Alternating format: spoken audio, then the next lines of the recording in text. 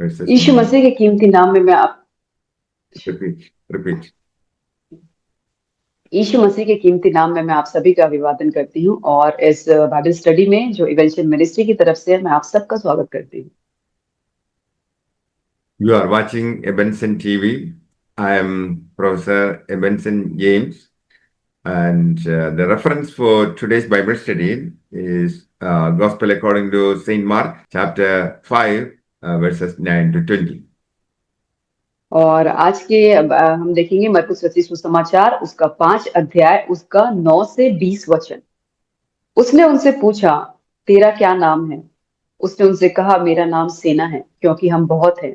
और उसने उनसे बहुत विनती की, हमें इस देश से बाहर ना भेज। वहां पहाड़ और सुअरों का एक बड़ा झुंड चर रहा था। उन्होंने उससे विनती करके कहा, हमें उन सुअरों में भेज दे कि हम उनके भीतर जाएं।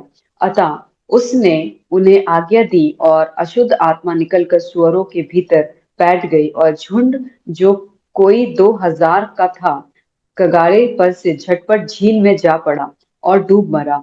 उनके चरवाहों ने भागकर नगर और गांव में सुसमाचार सुनाया और जो हुआ था लोग उसे देखने आए। यीशु के पास आकर वे उनको जिसमें दुष्ट आत्माएं थी अर्थात जिसमें सेना समाई थी कपड़े पहने और सचेत बैठे देखकर डर गए।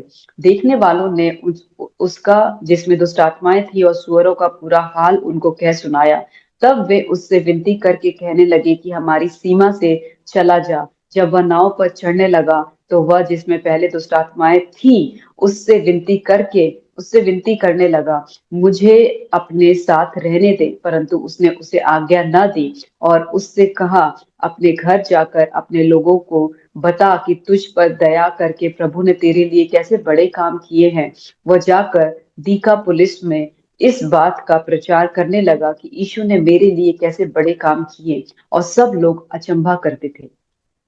Seeing the demon possessed man, Jesus asked, what is his name?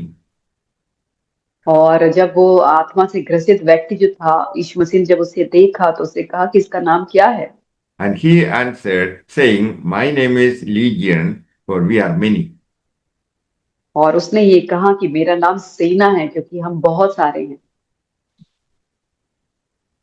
This evil spirit felt that if they were driven out from their present dwelling place, their condition would be changed for the worse. और क्योंकि ये जो शैतानी शक्तियां थी वो ये सोच रही थी कि अगर वो उस जगह से निकाली जाएंगी जहाँ पे वो रह रही है तो उनकी परिस्थिति और भी खराब हो जाएगी। Until the time they were to be cast into the bottomless pit, their best relief was to possess flesh and blood. और जब तक ही जो उनका जो अंतिम जो जगह है, जो बॉटमलेस पिट है, जो वो नरक की भट्टी है, उसमें उन्हें ना डाला जाए, उससे पहले उनका जो सबसे अच्छा जो जगह है वो है कि शरीर और मांस का जो स्थान है वहां पे वो रहते हैं। By dwelling in human body, the evil spirits torment others. और जब वो इंसानी शरीर में जब वो रहते हैं तब वो उनको परेशान करते हैं। And they thought even the swine are better than nothing. और तब उन्होंने ये सोचा कि सुअर जो है उससे अच्छे हैं।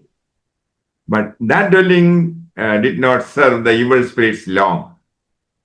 और लेकिन वो भी जगह उनको उन दुष्ट आत्माओं को रहने के लिए जगह नहीं बची। And the Jews in that region were breeding swine.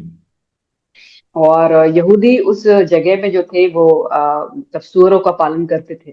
The devils asked Jesus to send them into the swine. और तब उन शैतानी शक्तियों ने आत्माओं ने यीशु से कहा कि वो उन्हें सुअरों में भेज दे। This means they could not enter even in the swine without God's permission. और उसका मतलब ये है कि वो खुदा की इजाजत के बिना वो उन सुअरों में भी प्रवेश नहीं कर सकते थे। The unclean spirits came out and entered the swine. और वो जो गंदी आत्माएं थी वो उस मनुष्य में से निकली और सुअरों में जाके बैठ गई। They had run violently into the sea. और वो दौड़कर वो उस समुद्र में जाके गिर पड़े।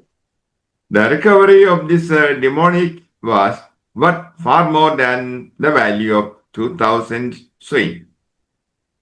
और जब उस इंसान को उसने वो चंगाई दी तो वो उससे कितना भी ज्यादा वो वैल्यूबल था कि वो 2000 के करीब वो जो सुअर थे वहां पे। The owners of the swine came to see what it was that had come to pass. और तब जो जो ओनर था उस सुअरों का उसने ये सब चीजों को देखा कि वो क्या चीज उसके साथ हुई है। They came to see Jesus and the man out of whom the evil spirit had gone. और वो आए थे यीशु मसीह को देखने के लिए और उस मनुष्य को जिसमें से दुष्ट आत्माएं निकली थी। The owners of the swine were concerned about the magnitude of their loss.